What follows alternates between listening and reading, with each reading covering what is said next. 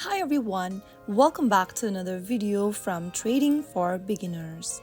In this video, I will be guiding you through how you can easily log into your Forex.com mobile application. So let's get started. First of all, download and install Forex.com application on your mobile device, whether it is in iOS or Android. Once you download the app, launch the app open. Soon after you open up the application, you will then come across this screen where you need to select Login. After getting to the login screen, go ahead and enter your username that you created during registration for Forex.com in the first tab. On the next field, enter your secure password.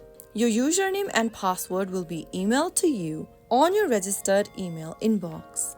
Make sure that you have your credentials correct.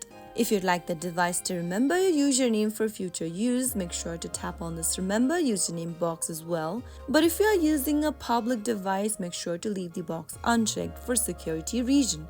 And finally, tap Login at the bottom. Soon after you have your credentials correct, you will then be able to sign in or log in to Forex.com account. Once logged in, you can start trading, checking your portfolio, and using other features of the app.